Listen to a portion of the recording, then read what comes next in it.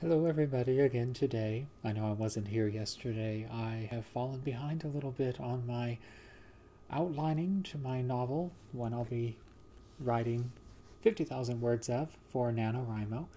Uh, in case anybody is new to my channel, I am doing NaNoWriMo next month, writing 50,000 words of a novel. The plotting is going okay, but again, I fell a little bit behind, so I needed to get to that yesterday. And later in the evening, I was able to finish up a little bit of my Victober reading. I have two books here, one of which I've read a little bit more in, and one that I completed. First off, I'm going to talk a little tiny bit just about the Elizabeth Barrett Browning selected poems. I've still been so excited about this book. I can't believe, after having made the discovery of Elizabeth Barrett Browning officially, just how enthralled I am. She has I just began, as you all know, anyone who's been keeping up with my channel, I finished her sonnets, which were fantastic. And then I started on this here, one of her political poems. This is the Casa Guidi Windows, Part 1. Part 1, apparently, according to the little preface, the introduction to the collection, Part 1 is the more famous of the two parts of this particular little series that Elizabeth Barrett Browning wrote in, she dedicated it to the cause of Italian liberty. And it's the more famous because it has an extreme narrative energy, and it certainly has a lot of energy. Yes, it does. It has this fantastic, just as you're reading, you're completely involved. You don't have to wait, as some poems make you wait a little bit to really get into them, to sink in. She doesn't do that. Not with Part 1, anyway. Apparently Part 2, according to what's written here, and again the little preface to the collection, to the duo. Part 2 apparently is a little bit slower going. It's a little bit more, it's a little bit more, as I described, something that you would have to slowly get into, something you settle into. So it's not quite as famous as the first part, but, well, I'm on the first part. I'm loving it, absolutely. It's phenomenal, the way Elizabeth Barrett Browning writes about, I should say, the way she writes about people, the empathy she feels for them, the fire she feels for their good causes, the very deep frustration she felt at injustice. There was a lot of that here that, I mean, I rarely have read a poet so powerful in her imagination. His or her imagination. This is so good. It's so good. Okay, but again, I have not finished this collection of poetry yet, the entire thing. But I've been just sort of hopping from place to place in the collection. I read a small bit of one of her earlier poems, and I really didn't see that it was any less accomplished in just about every sense than many of her later poems. She just had an extraordinary poetic mind. And so that, wow. And then I finished George Bernard Shaw's, can you see that better there? There we go. The Perfect Wagnerite. I finished this one. It's a short little thing. It's just a tiny little 136 page, I mean, this would have been pretty much considered a pamphlet in its time, and it is probably the best analysis of a large-scale musical work that I have ever read. I mean, George Bernard Shaw, he does something that ordinarily I would not appreciate as much. He gives a straight-up political context to Wagner's Ring of the Nibelung, to a very major aesthetic achievement in music. Ordinarily, the way that a lot of writers do that, I find it difficult to really side with them, to side with their particular way of criticism. But Shaw does it with such extreme flair. He gives every last character, every last place, and leitmotif in it. A leitmotif is basically, I love just the way Anna Russell described it in her comedic take on this work. She said it's basically simply a musical theme song. It's a little theme song for each one of the characters or things. I mean, there's one for the ring, there's one for a spear, a sword, a helmet, an eye patch.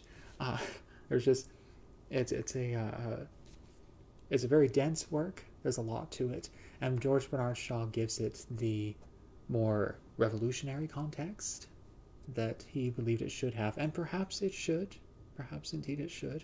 There is a lot in here on socialism, on religion, on the hierarchy in society, the different kinds of people who listen to opera, the kinds of people who love music, the way that music affects everyone who hears it, the way time is changed by music, and the way time responds to it.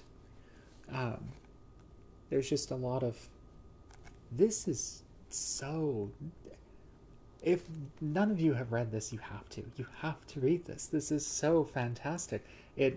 For me, it seems the kind of writing that really set up music criticism, theater criticism for the 20th century.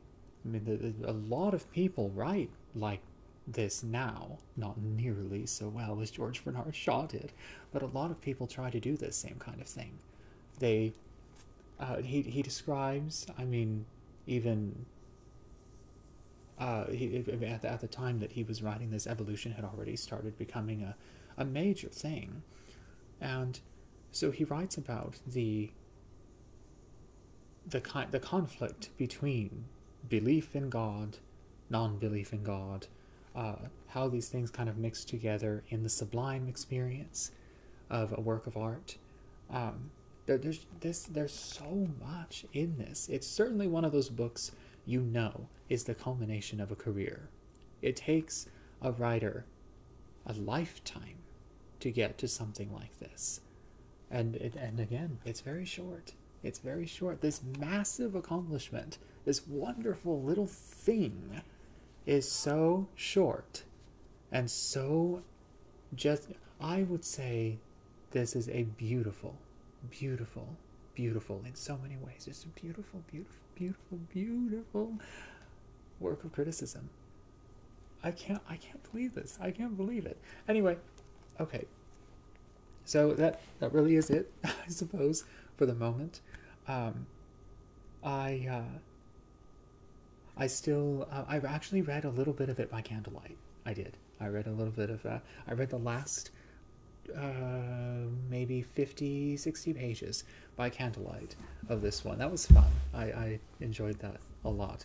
There are plenty of candles, just left all around my apartment, and I just, it was so much fun just to sit and try that out. This is my first, I've read, as I said, a couple of George Bernard Shaw's plays. I didn't read any of the comedies, though. I only read, I read the one he wrote about Joan of Arc, which was quite good. And I read what was the other one? I read these a long time ago on my Kindle, my ancient little Kindle that I used to have. what was the other one called? Anyway, I forget, but I read those. It was, however, at a time when I wasn't really into, and this is, I can't believe I was ever in this place at all, but I wasn't really into the idea of reading plays. It's a really terrible place to be in. I mean, it completely blocks off an entire area, section, field of reading that is just so, it's magnificent all on its own. You don't need to see the stage, you don't need to see the actors, you don't need any of that in order to enjoy reading a play. You just need your own imagination. But like an idiot, I just was not having it when I first started on George Bernard Shaw's dramas. And so I read those. I honestly don't remember much about them, but this thing right here, this thing, I'm going to have to get into his plays again, and I want to find. It's so difficult to find. I've been looking all over the internet, and it's so hard to find a collection of his criticism. Just any given collection of his criticism. There are a couple of books in a series. The Music of George Bernard Shaw, I believe it's called. There's a little series out there, but it's only available in installments on, I mean, they're all separated across multiple different sites all over the internet. You can't get them all in one place. And I shop a lot on Amazon and on BarnesandNoble.com. I go to Barnes & Noble just simply because, you know, for one, it's very easy to get books from those places. I'm constantly looking for books. I'm constantly trying to and I like being able to have so much at my disposal at one time. I know I'm maybe I'm kind of terrible that way, but I enjoy the convenience to that extent of Amazon and of Barnes & Noble. There's just so much at once at my disposal. But I haven't been able to get those yet. I want them. I really do. Because this is so good. This was just such a... I mean, what a treat. So, anyway, that is my Victober update. I got so excited last night after finishing the book. I had to tell you guys. I just did. I had to tell you all. And I had to tell you about the Elizabeth Barrett Browning reading and how that's going to, because you have to read this to really understand it, to really know why I'm just fawning all over it. You have to get this. So if you can, do. It's available everywhere. This thing you can get anywhere. So pick it up if you can. Same with this. You can get it literally anywhere. Pick it up. This one cost me just what, $6 on Amazon. It was some of the best $6 I've ever spent. And then this one's about $9, $10. Totally worth it. So that is it. And I'm sorry again for not having been here yesterday. And I hope we can continue the conversation even further today. And I'm not as behind now on my outlining, so I'll be back to making a video daily. So I'll see you again tomorrow.